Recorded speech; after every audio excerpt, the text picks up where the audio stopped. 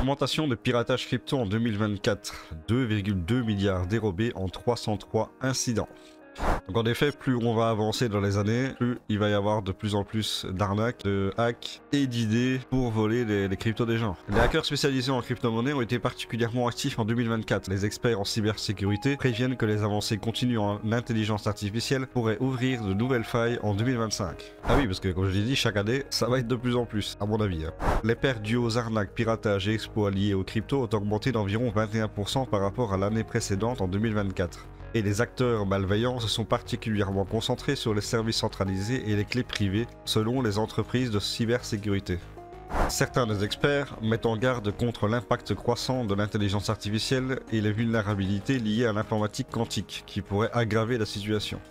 Dans un billet de blog publié le 19 décembre, Chainalysis a indiqué que 2,2 milliards de dollars avaient été dérobés en 2024 lors de 303 incidents, contre 282 en 2023. C'est déjà beaucoup trop en fait, c'est déjà beaucoup trop.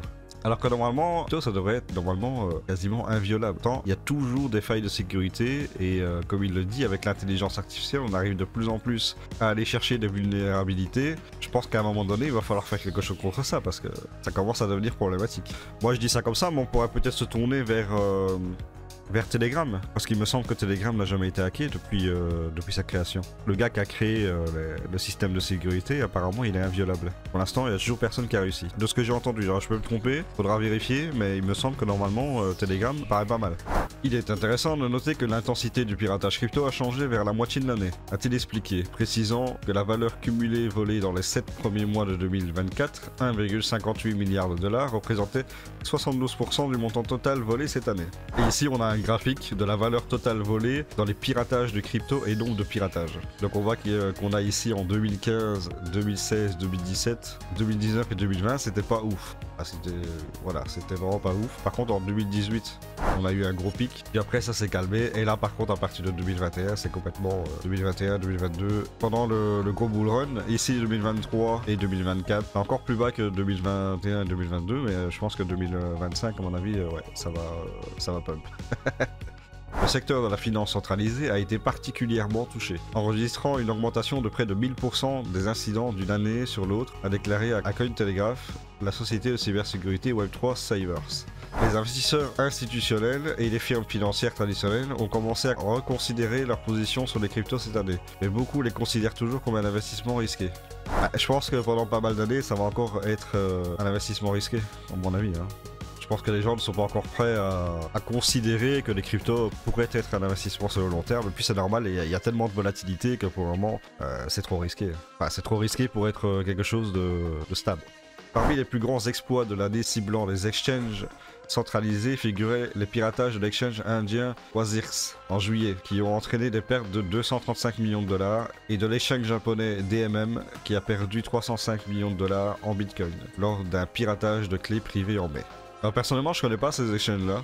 Maintenant, l'article ne précise pas vraiment si c'est des BTC qui est issu de la réserve de l'exchange ou est-ce que ça appartient globalement à beaucoup d'utilisateurs, et si c'est le cas, est-ce qu'ils ont été remboursés ou pas. L'article ne le précise pas. En février, la plateforme sud-coréenne de développement de NFT et de jeux PlayApp a subi une fuite de clés privées qui a entraîné une perte d'environ 290 millions de dollars. D'autres piratages et exploits notables ont inclus le réseau de finances décentralisé DeFi AJ Finance, qui a été piraté pour 44 millions de dollars en avril. L'attaque du hot wallet de l'exchange turc BTC Turk, qui a entraîné des pertes allant jusqu'à 55 millions de dollars en juin, et l'exchange singapourien BinX, qui a été piraté pour 52 millions de dollars en septembre. Ça fait quand même beaucoup de millions piratés, hein. Pour l'instant, mine de rien, j'ai pas vu de Bybit ou de Binance ou gros exchanges comme ça. BTC Turk, AJ Finance, DMM, voilà, ce genre d'exchange, je les connais pas du tout. BinX, ouais, ok, d'accord, ça c'est quand même quelque chose d'assez gros, mais j'ai pas encore vu d'articles sur le piratage sur BitGate, sur des gros exchanges comme ça. Tant mieux, pourvu que ça dure. En 2024, nous avons observé un grand changement dans les attaques crypto, les entités centralisées devenant des cibles beaucoup plus proéminentes, a déclaré Jean Rouzis, expert en cybersécurité et cofondateur de l'écosystème DeFi SmartDex à Cointelegraph. Chainalysis a trouvé que les compromissions de clés privées représentaient la plus grande part des cryptos volés en 2024, à 43,8%. Il suffit de regarder le piratage de 305 millions de dollars en Bitcoin de DMM, qui est l'un des plus grands exploits crypto à ce jour, et qui aurait pu être causé par une mauvaise gestion des clés privées ou un manque de sécurité adéquat, a déclaré la firme. Moi je sais pas vous, mais je n'aime pas le terme exploit. Pour moi, le terme exploit, ça a une connotation positive. Bon, ça veut dire que t'as fait un exploit, donc bravo, on t'applaudit. Ben non en fait, c'est un vol. Donc pour moi, exploit devrait être changé en vol. C'est mon avis, mais moi ce serait plus qui est l'un des plus grands vols crypto à ce jour. Ça me paraît quand même plus cohérent. Parce que dire exploit, ça veut dire ah bravo, franchement t'as bien géré, hein. Quel exploit. À un moment donné, ça reste du vol. T'es un criminel, donc t'es pas censé être applaudi. Voilà. Enfin, moi, je trouve ça bizarre quand même, le terme exploit. Pour parler de vol, c'est quelque chose que je comprends pas trop là. Donc là, on a toutes sortes de statistiques avec toutes les informations par rapport au vol. Je vous laisse aller voir. De toute façon, je mets le lien de l'article dans la description. Donc il n'y a pas de souci à ce niveau-là.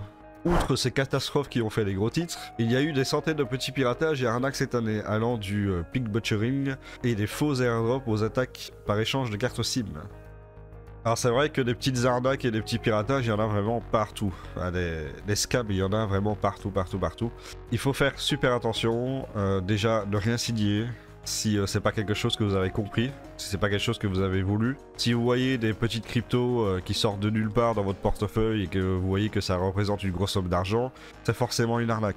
Donc ne swappez pas parce que sinon ça va siphonner vos toilettes. Vous avez des gens qui viennent un peu partout sur les réseaux sociaux en disant ah super, et après ils disent alors petite question, voilà, et le mec en fait il met une seed phrase wallet dans son commentaire. C'est évidemment une arnaque. Ne mettez pas la seed phrase, n'essayez pas de vous connecter à ce portefeuille. Forcément, c'est un truc qui va vous siphonner. Voilà, il y a plein de trucs comme ça, faut faire attention, faut pas faire n'importe quoi. Et si vous faites bien attention et que vous faites les choses correctement, normalement vous ne devrez pas avoir de soucis de piratage.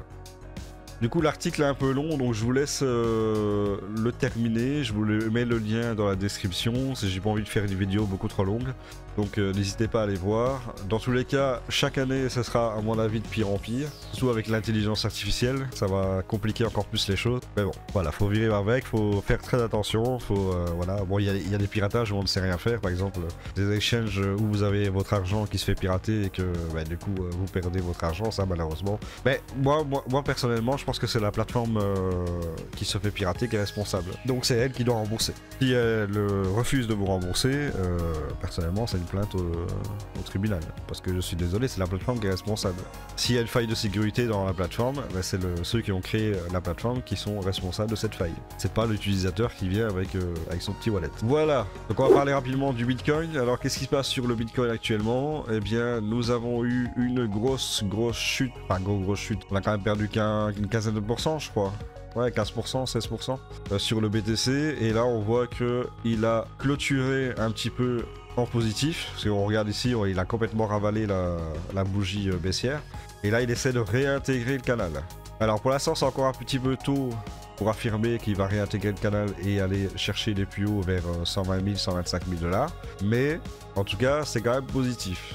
Il a l'air de rebondir pour l'instant sur les 0,236 que je vous avais parlé dans plusieurs vidéos précédentes. Je pensais quand même qu'il irait chercher les 0,382 à 87 000 à 85 000, mais apparemment ce ne fut pas le cas. Pourquoi? Parce que ici, si on va en vue 16 heures, eh bien on remarque qu'il y a un support très solide ici autour des 92 000. On voit que là il a rebondi sur ce support une fois, il a rebondi sur ce support deux fois, ici, et il a rebondi encore sur ce support une troisième fois ici. Donc 92 000, ça a l'air d'être un support solide, donc c'est très bien, et ça peut du coup aller peut-être continuer. Donc là il essaie de réintégrer le canal et on va voir qu'est-ce que ça va donner par la suite. Donc là pour le moment il est encore trop tôt parce que il a descendu, ça fait un petit pullback. Il peut très bien faire ceci, hop, il descend, il remonte ici, hop, ça galère, hop, et rechuter ici jusque là.